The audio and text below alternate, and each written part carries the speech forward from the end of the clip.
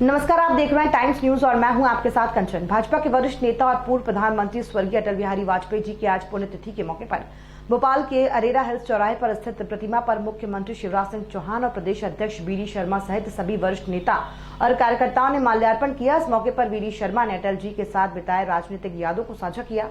वहीं दूसरी ओर मुख्यमंत्री शिवराज सिंह ने उनकी प्रतिभाओं का वर्णन करते हुए बताया कि श्री वाजपेयी हंसमुख प्रवृत्ति के व्यक्ति थे।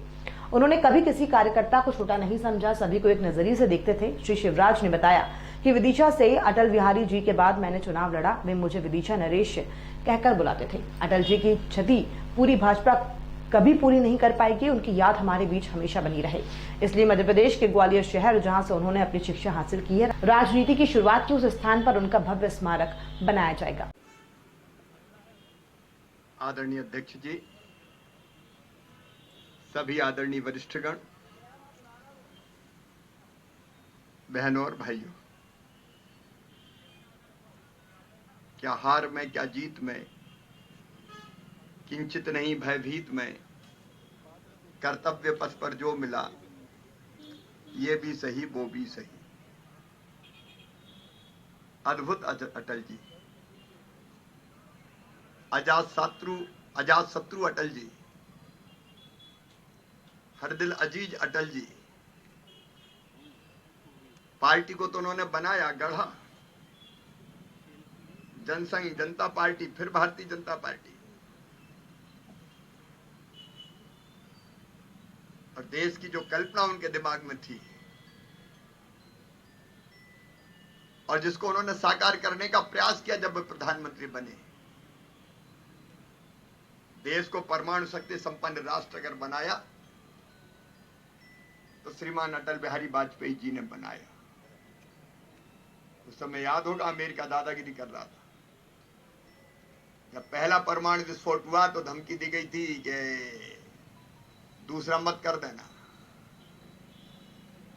तो उसके बाद दूसरा परमाणु विस्फोट भी हो गया। CIA देखती रह गई, उपग्रह घूमते रह गए। भारत परमाणु शक्ति संपन्न राष्ट्र बन गया। कई तरह के प्रतिबंध भारत पर लगाए गए। अटल जी ने प्रतिबंधों की चिंता नहीं की। आर्थिक प्रतिबंध लगे तो इंडिया रिसर्जेंट बॉन्ड जारी करके अरबों रुपया जुटा लिया अटल जी ने। हिमालय सा व्यक्तित्व, लेकिन विनम्रता के समुद्र और दृढ़ता जैसे आकाश।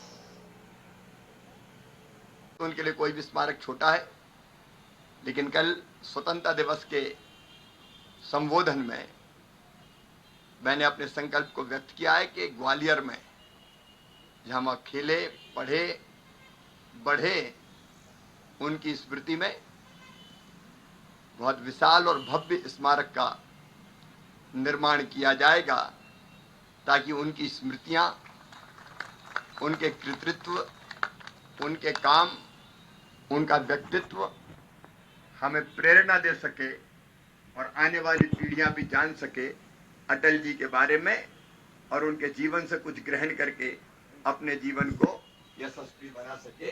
अगर देखें उनकी कविता की तो संदेश छुपा हुआ है, और इसलिए आइए उनमें से कुछ गुण हम अपनाने का प्रयास करें। अटल जी की 3री पुण्यतिथि पर उनके चरणों में श्रद्धा की सुमन अर्पित करते हुए हम यही संकल्प लेते हैं कि सरकार के माध्यम से भी और संगठन के माध्यम से भी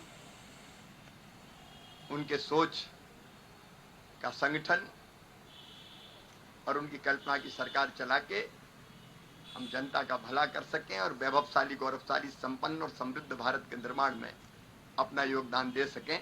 उनके चरणों में प्रणाम। जी की पुण्यतिथि का एक स्मरण का यहाँ पर कार्यक्रम है। हम सब लोगों ने देखा है कि इस भारत के अंदर ही नहीं, पूरी दुनिया में अटल जी के व्यक्तित्व ने, एक राजनेता जो सर्वसमावेशी व्यक्तित्व का राजनेता कैसे हो सकता है, ये अटल जी ने अपने व्यवहार से इस पूरी दुनिया को और इस देश की राजनीति में एक उदाहरण प्रस्तुत किया था।